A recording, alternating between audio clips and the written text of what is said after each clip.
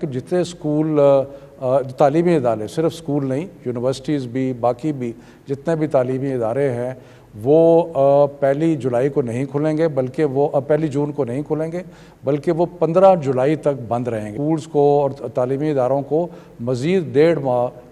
بند کرنے کا فیصلہ کیا، جس کی آپ نے منظوری دی۔ جو بہت ہی امپورٹنٹ فیصلہ یہ ہے کہ جتنے بورڈز کے امتحانات ہیں وہ ہم نے کینسل کر دیے گئے ہیں، ملتوی نہیں کیے، وہ ختم کر دیے گئے ہیں، اور اب جو 9ویں 10ویں 11ویں 12ویں کے مختلف بورڈز کے امتحانات ہونے تھے اب وہ نہیں ہوں گے۔ اس کے بجائے جو پچھلے سال کا رزلٹ ہے اس کی بنیاد پر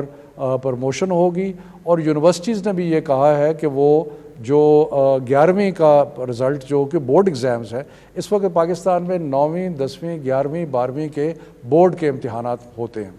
تو اب کیونکہ امتحانات نہیں ہوں گے تو جو 12ویں میں یونیورسٹی میں جائیں گے ان کی 11ویں کا رزلٹ موجود ہوگا، جو 11ویں میں ہیں ان کا 10ویں کا رزلٹ ہوگا، اور اسی طرح 9ویں کا رزلٹ جو ہے وہ موجود ہوگا۔ سو اس لحاظ سے جو پچھلے سال کے رزلٹس ہیں اس کی بنیاد پہ کچھ لوگ پروموٹ ہو جائیں گے اور کچھ لوگ یونیورسٹیز میں جا کے داخلے لے سکیں گے، کیونکہ یہ ایک بہت اہم فیصلہ ہے جو بچوں کی صحت کے لیے، کیونکہ اگر امتحان جو ہیں وہ ہالز میں ہوتے ہیں اور وہاں پہ کلسٹر ہونے کا خطرہ تھا، اور دوسرا ان کو وہاں پہ آنے جانے کا، تو اس لیے بچوں کی صحت کے لیے اور والدین کی تسلی کے لیے یہ 2 بڑے اہم فیصلے کیے گئے کہ جتنے بھی تعلیمی ادارے تھے ملک میں وہ سارے 31 مئی تک بند کر دیے گئے،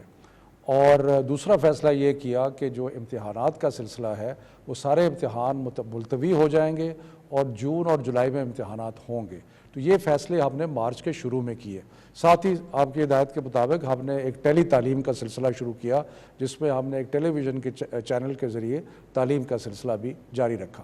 اب جب ہم نے یہ بھی فیصلہ کیا تھا کہ وقت گزرنے کے ساتھ ہم یہ سارے فیصلے جو ہیں ان کو ریویو بھی کریں گے، تو پچھلے 2 دن پہلے ہم نے بین الصوبائی جو وزراء تھے تعلیم کے ان کے ساتھ میٹنگ کی، اور میٹنگ کر کے اس میں تقریباً کنسنسس کے ساتھ 2 چیزوں پہ فیصلے کیے، جو کہ آج ہم نے پہلے NCOC میں پیش کیے اور آج NCC میں پیش کیے، اور جس کی آپ نے اپروول دی۔